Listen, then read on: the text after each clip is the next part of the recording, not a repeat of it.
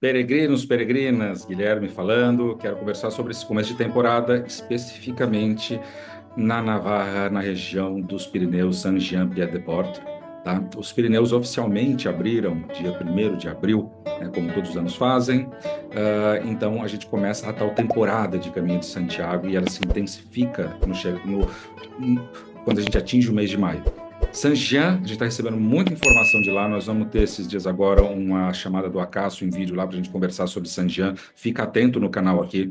Eu tenho duas dicas ou duas conversas para ter. Fica até o final, porque a última dica lá tem muita gente perguntando sobre isso. Isso pode atrasar o caminho de algumas pessoas.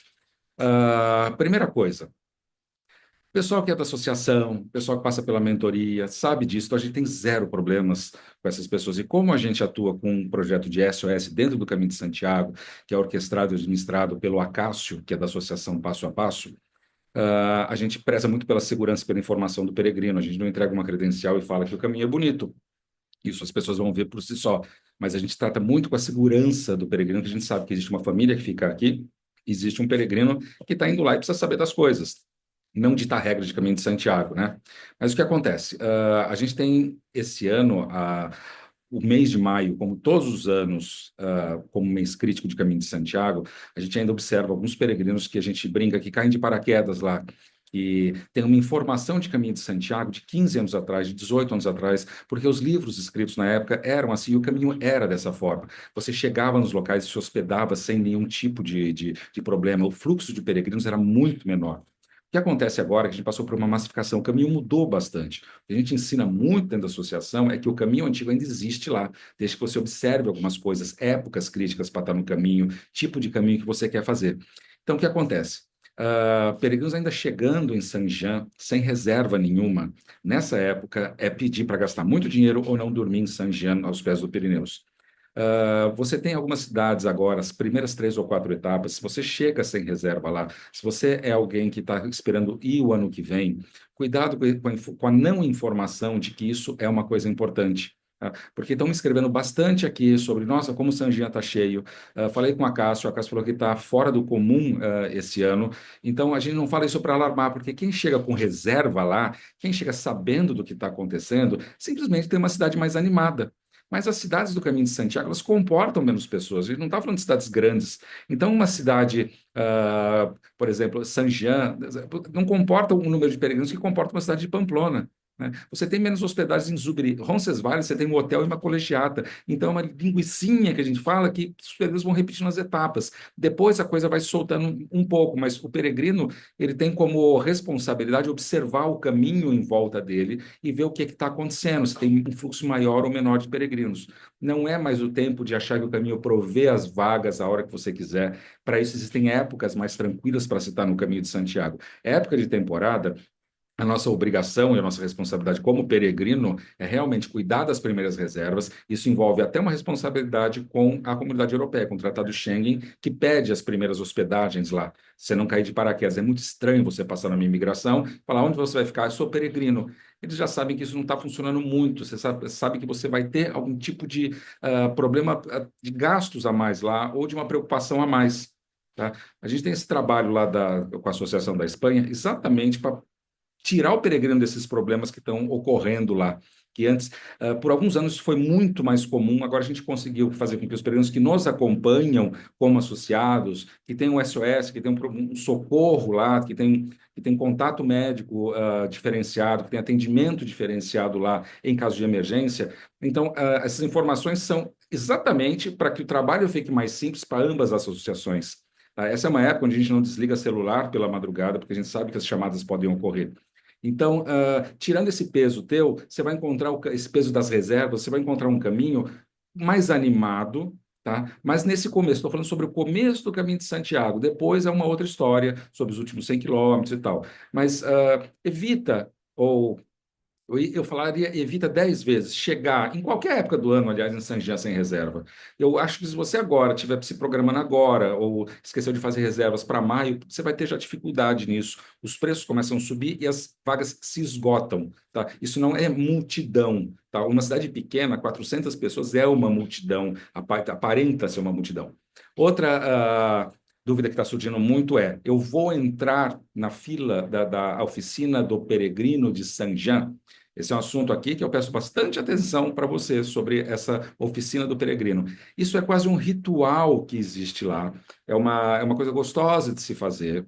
Mas, por exemplo, essa oficina, nessa época mais cheia, de manhã, onde os ônibus, meio-dia até meio-dia, 1 hora, 2 horas da tarde, onde estão despejando pessoas, onde estão chegando pessoas, ela cria-se uma fila maior e essa fila acaba-se pelo fim da tarde. Então, atenção com isso. Chegou, por exemplo, chega hoje em Saint-Jean, deixa para ir no finzinho da tarde, eles ficam abertos até a noitinha lá, horário noitinha, porque vai tá claro ainda.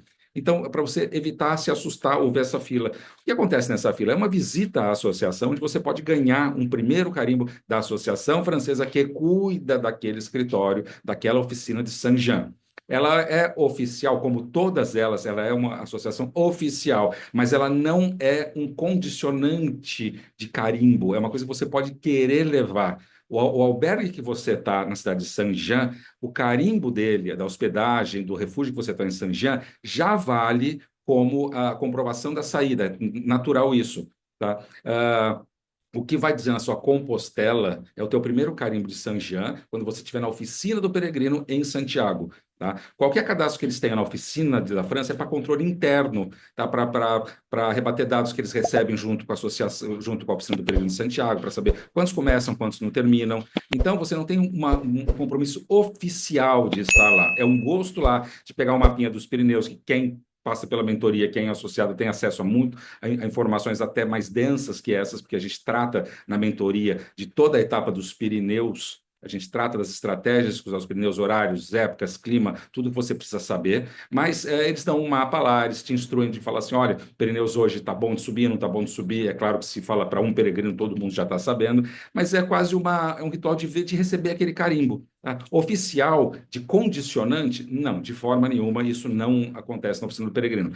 Para ilustrar isso, eu tenho uma história que eu ouvi de um taxista muito conhecido na época, o Pedro Teletia, que tem no documentário aqui, que fala. Eu vou até recortar aqui, já coloco aqui esse recorte da conversa que eu tive quando eu estava em 2003, quando eu fui fazer um documentário lá no Caminho de Santiago. Foi a primeira vez que uma equipe independente entrou dentro do Caminho de Santiago com equipamentos, na época digitais. É um filme de sua época, antes da eurificação do caminho. Então, ele comenta que as pessoas, quando Madame de Bril era viva, procura Madame de Bril, depois no Google, é uma hospitaleira que existia na Rua da Cidadela lá, ela ficava no número 27. Então, o que acontecia? As pessoas queriam muito levar o carimbo da Madame de Bril, porque ela já foi citada num livro, né, de um escritor famoso, como aquela bruxa, aquela pessoa má dos Pirineus, brava, porque ela era muito forte com os peregrinos. Ela olhava e dizia para os peregrinos fazer isso, fazer aquilo lá, sobe com água, menos água, está nevando, não vai chover. Era ela que falava isso lá.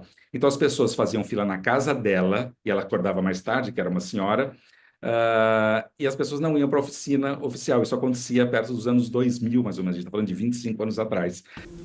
Pedro, y Madame de Brio se murió de vieja, 83 años tenía. 83. Estuvo trabajando hasta última hora. Pero es una cosa muy curiosa. Mira, Madame de Brie, como era una anciana, se levantaba a las 9 y un montón de gente esperando allá para carimbar. El oficial se abría a las 7:30 y esperaban a que se levantase Madame de Brie. ¿Sabes? Porque muchos, sobre todo de Brasil, no, es que yo quiero llevar el carimbo de Madame de Brie. Y claro, hoy en día es muy bonito llevar el carimbo de Madame de Brie. Y el oficial se abre a las 7:30 de la mañana. Y estaba el de Madame de Brie. Y todo el mundo, no, mucha gente que conoce la historia, esperaban 2 horas para carimbar con Madame de Brie. Y siempre riñendo. No, es así, no puede ser, ya llevas, va a hacer calor. Hay que coger un sombrero. Ya llevas sombrero, ya llevas agua. ¿Cuánta agua llevas? Más agua, menos agua. A todos. A ver, mucho peso. No, demasiado. Tírate. Y a todo el mundo se creía que eran sus hijos. Claro, no puede ser. Se chillaba como una madre. ¿Sabes cómo la madre le dice al hijo: oye, esto no? Es así. Era una gran señora. Era muy maternal, madre de todos. Y ella te reñía, pero con razón, siempre, ¿eh? Siempre con razón. no vayas por la montaña porque hay nieve y no puedes ir. Te dirías, tío, vete por la carretera. Então, lembre-se que essa oficialidade, ela não é obrigatória, é um gosto passar por lá, mas é claro, se você chega num horário onde você quer, ou você se esquece no dia seguinte, você acorda para subir os Pirineus, ou para ir para Orisson, ou para o Borda, ou para Onto, você depara com uma fila lá de 300 pessoas, você vai falar, nossa, eu vou perder minhas horas aqui. Então, lembre-se disso, passa no dia anterior, mas é uma coisa, uma memória que você cria lá, tá? Não existe essa oficialidade. Tá? E quando eles pediram algum cadastro de QR Code lá, é um cadastro interno deles. Isso não tem relação direta se você está apto a fazer um caminho de Santiago ou não, tá bom? Ficam essas informações. Sanjã é uma cidade pequenininha, Sanjã é uma cidade acolhedora, é aos pés dos Pirineus, mas muita atenção nas datas críticas. Não é só maio, a gente tem setembro também isso. Lá tem as épocas de caminho mais quieto e tem as épocas que os Pirineus são fechados. A gente está experimentando realmente bastante gente esse ano lá,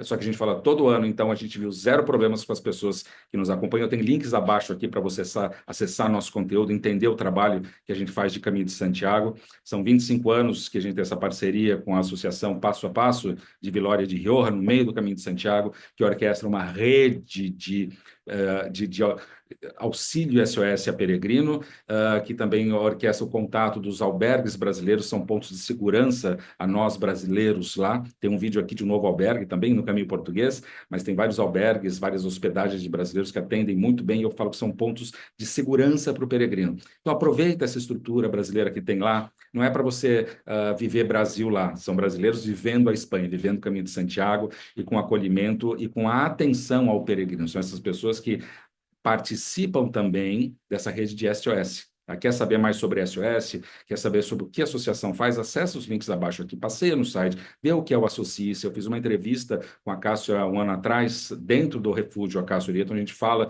sobre o SOS, tá? Sobre o que é. A gente emite carta recomendação para que, se haja algum problema, lógico que isso não passa acima de nenhum tipo de documentação. Não é um salvo-conduto, mas isso faz com que qualquer problema que haja na imigração, você possa entrar em contato, a imigração possa entrar em contato com a Associação Passo a Passo, e eles se colocam à disposição falando que essa peregrinação está sendo quase, não é assistida, mas ela está dando respaldo à segurança e está confirmando que é um peregrino associado, e a gente, quando associa um peregrino aqui, a gente sabe que ele está fazendo tudo de forma muito correta. Tá? Então, boa temporada para todo mundo. A gente recebe a Cássio esses dias online, para ele, Joelma, que é do Bikeline, que estão em Sanjã nesses dias agora, organizando saídas lá. Então, fica atento, fica atenta, porque chega mais informação para a gente ilustrar isso tudo, tá? Mas leve em conta essas duas coisas: hospedagem e aquela fila lá. Quer passar? Passe por gosto nela. Eu acho que é muito emblemático e tal, é muito gostoso você ter isso lá, mas saiba só que não faça por obrigação, faça por gosto. Tá? Qualquer carimbo em Sanjã vai servir como ponto de saída para a sua peregrinação. Quando você chegar na oficina em Santiago e pegar a tua Compostela, você vai ver que a sua saída na missa do peregrino é considerada de Sanjã, sendo o carimbo que você tem da cidade de Sanjã. Não sobre os Pirineus sem nenhum carimbo. Aí vão atestar que você começou o seu caminho em Roncesvalles. Um abraço e segue esse canal do Caminho de Santiago, com bastante informação. São quase 200 vídeos aqui.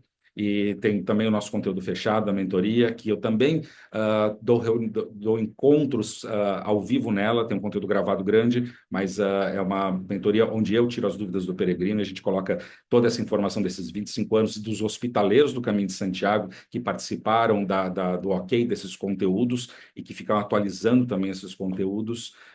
Então, é um conteúdo que é um material, é o maior material hoje em língua portuguesa para Caminho de Santiago, para preparação de peregrinos. Eu falo preparação mesmo. Não é te contar como vai ser o teu Caminho de Santiago, mas vai te abrir um leque de informação que dificilmente você vai conhecer em algum tipo de conteúdo, algum tipo de livro, ou em um Caminho de Santiago só. A gente está condensando dezenas de caminhos. A gente está condensando mais de 3 mil reuniões com peregrinos, indo e depois já no Brasil do Caminho de Santiago. E todo esse conhecimento a gente passa para você de forma muito simples, gostosa e tal, para que você possa estruturar o teu caminho e evitar perrengues. Dá uma olhadinha no nosso site também, que tem um vídeo da Patrícia que ilustra bem isso aí, como ela se sente quando ela recebe o peregrino lá, que passou por um conteúdo nosso, como é a tranquilidade do hospitaleiro lá. Um abraço e um bom 2025. E se você está um bom caminho em 2025, você está se preparando para 2026, aproveita agora, porque quanto antes você começar a caminho de Santiago, na preparação, mais barato ele fica para você. Tá? Isso é a máxima de caminho de Santiago.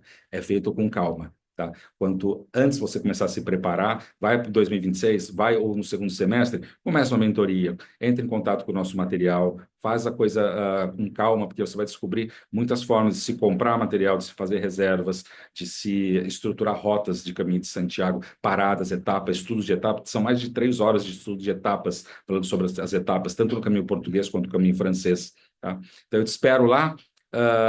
E torcendo e desejando para que o caminho de Santiago seu sempre seja o melhor possível. Eu sempre falo que o caminho não vai dar certo como você quer, ele vai dar diferente, mas o caminho de Santiago sempre entrega muito mais do que você pensa.